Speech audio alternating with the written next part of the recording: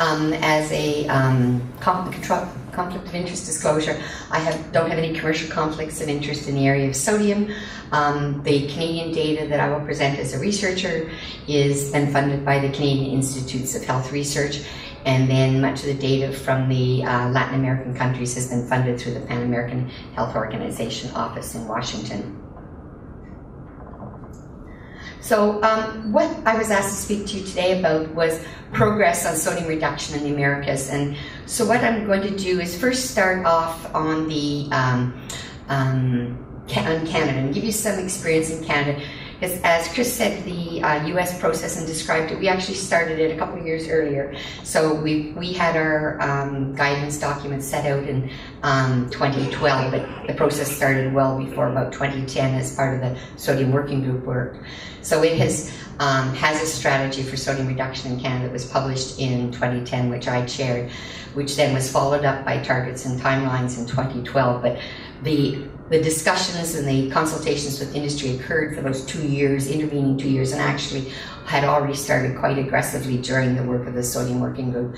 And then I'm going to present you some interim results of sodium levels in foods, and that's work that I conducted at the University of Toronto using our branded food database, and we had results from comparing our baseline data in 2010 to results in 2013. So really those results would represent the first 1/3 of our strategy, because they, as I show you later, had 2-year intervals, and so the data we collect in 2013 would represent the 2010 to 2012 effectively food supply changes. And then I'm going to follow on and just give you a little bit of overview of what's happened with the technical working group in the Americas, and then overview not only just the targets that were published for the Americas, but how they were developed, and then give you the results, which a study that was funded by PAHO, which we basically collected food samples using labeled data in 2015, and they will serve as the baseline for PAHO's work in the years forward.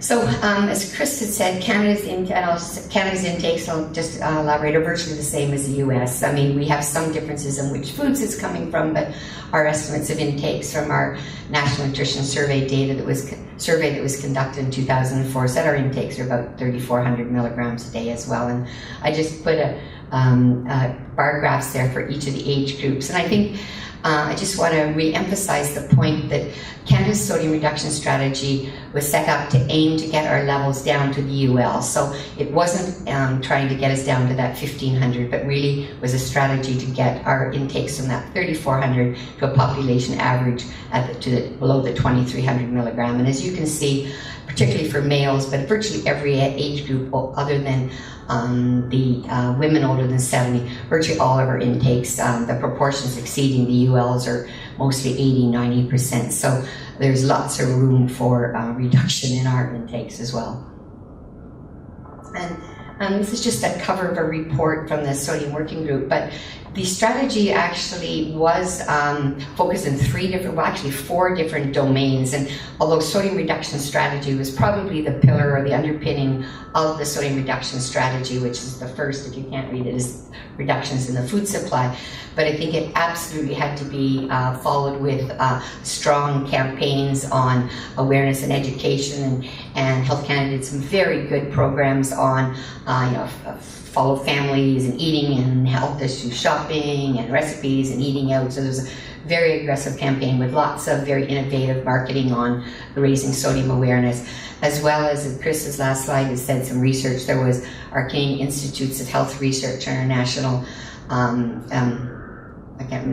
Natural Sciences Engineering and Research Council got together and really held a number of workshops to convene a research agenda for both agencies, and then they in turn issued calls for research, and actually our sodium research was funded by the CIHR based on that call that came out of this strategy to develop research agendas. And then the fourth important pillar of the sodium reduction strategy was the need to know that if we're going to use a voluntary program, that it would the committee called it a structured voluntary approach to sodium reduction, which meant that it had to be accompanied by clear and transparent monitoring over time, but also the ability to stop, reflect on how we're doing, and if need be, to adjust and look at the targets over time as well, because recognizing that the food industry was going to effectively is uncharted territory, and there may very well be need to adjust the targets and the progress as we saw results along the way. And I think I put this slide in, and it's you don't even have to read the names, but I think it's there to just say that we're talking about a sodium reduction strategy, and the committee was really acutely aware of this. Sodium is actually found throughout our food supply. I mean, it's virtually everywhere, so any sodium reduction strategy cannot just focus on a few food categories. It really has to be global and comprehensive. Although we do recognize that there are probably a half a dozen categories which are probably some of the largest contributors to sodium intake. And that occurs actually through two methods. One, we either consume a lot of that product, and I would say bread would fit in that example. It's only a moderately high level of sodium. It's not particularly high, but we consume so much of it as a population. While things like processed meats, although we do not consume a lot of them on a daily basis, when we do, they actually contribute a lot of sodium to our diet. So when you look at it in terms of a dietary pattern, you have to look at both the quantity of sodium in the food as well as the quantity of food that's consumed. And so your sodium reduction strategy has to keep both of those facets in mind. And so this work started with the work of the sodium reduction strategy for Canada, but it was followed up by work that Health Canada continued for 2 more years, working intensively with the food industry to come up with a sodium reduction strategy, which was finalized in 2012. And this strategy set benchmark targets in order to achieve, and the goal was about a 25% reduction in sodium across the food supply by 2016. And although not every food category would have averaged out to about a 25% overall. And it was done in 3 phases. And these were sales-weighted averages, so they weren't for every food to meet these benchmarks, but sales-weighted in a food category, recognizing that the impact would be driven much higher by the largest market shares in a food category. And so these benchmarks were set for phase 1 at 12, 2014, and phase 3 would be the goal that if we achieve those, we'd become closer to that 2,300 milligram. But as well, recognize that some of the efforts really had to focus on those really high sodium foods within a category. And so there were maximum targets set for each of the food categories. And I can't remember, I think there were 183 food categories. And Canada is different from the US, just focused on packaged foods, and work is still underway with the restaurant food sector. So with our study in U of T, we actually had two objectives, was really to look at the distributions of sodium levels within categories, both in 2010 and 2013, and then to determine changes in the proportions of foods that met the various benchmarks. And we did publish this results a year and a half ago, and the reference is there. So just by way, I have one slide here in methodology, but I know with the support of ILSIN that the US now has a branded food database, and that's absolutely critical for doing these types of analysis. It cannot be done without using a generic food database. And with the money that we had from the CHR, we did a pilot in 2009, but we got funding to actually create a branded food label database in Canada. And our first collection had about 10,000 foods, went up to about 15 in 2013, and we finished our 2017 collection, has over 16,000 foods. And that's the unique food, so it probably has about 5 to 6 times, because we've linked all the barcodes for the same product. So each one of those would be the unique, but there are multiple SKUs within each category. And you can see here the data that's collected, but integral to this would be the nutrition facts table information from each of these products. And the methodology was that we went into the top 4 grocery chains in Canada, and they represent 75% of the market share. And we collected every package on the grocery store shelves with the nutrition facts table, and we did it with iPhones. So by scanning the barcode, if we already had the food, we didn't have to recollect it again. About 7 pictures were taken for each product, and we used optical character recognition and a lot of algorithms to verify the data in the database.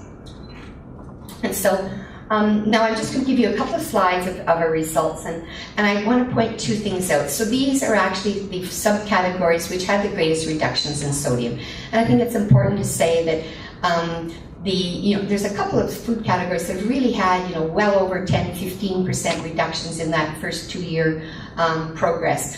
And so I put also the red arrows, and And I think it's important because those red arrows are actually major contributors to sodium intake. So of the top 5 foods, 4 of them actually appear in those food categories that had significant reductions. So I think that's, really positive that some of these major food categories have made some significant reduction. So if they were translated into population level intakes, which we haven't done yet, would likely have some benefits to the intakes of Canadians. But the next slide shows the overall for all the food categories. And so I think it's important to note that there really are, if you took, this happens to be bread products, you actually look at all the subcategories.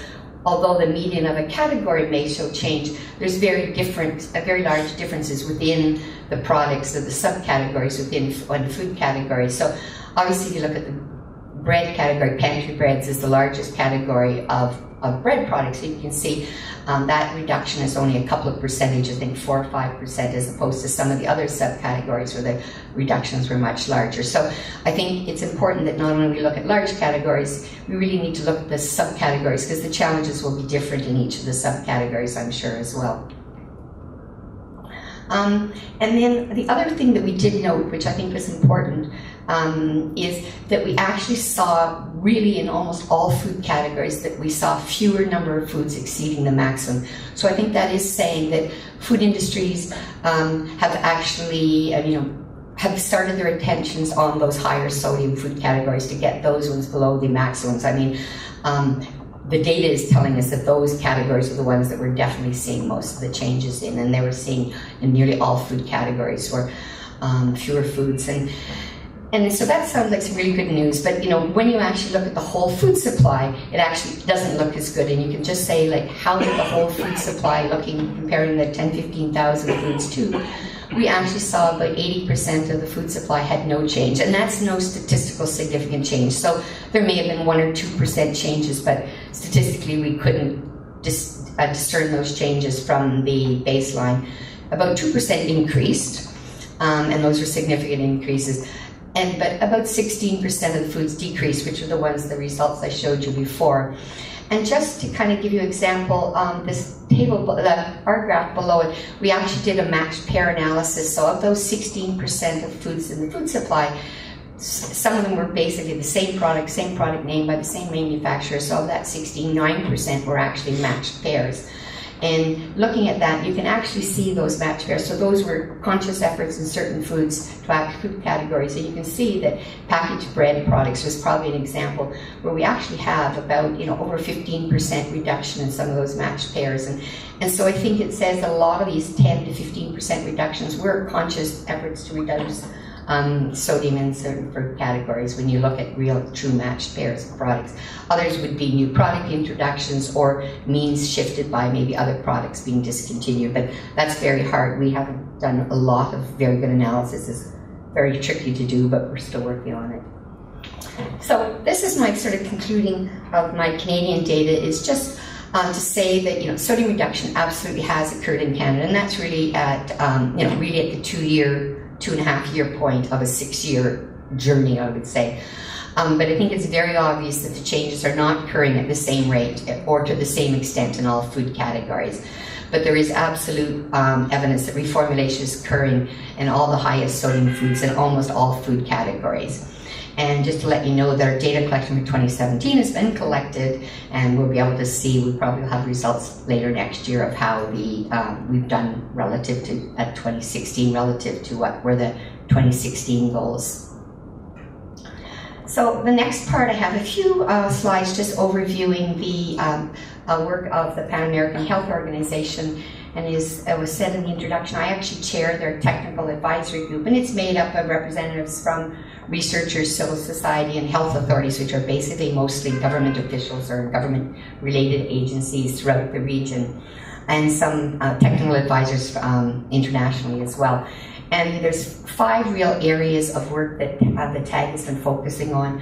Social marketing, because in many countries in the Americas, the sodium isn't all coming from packaged food supplies, so there will actually have to be efforts to change cooking habits, food preparation habits, so it isn't all just focused on the food supply.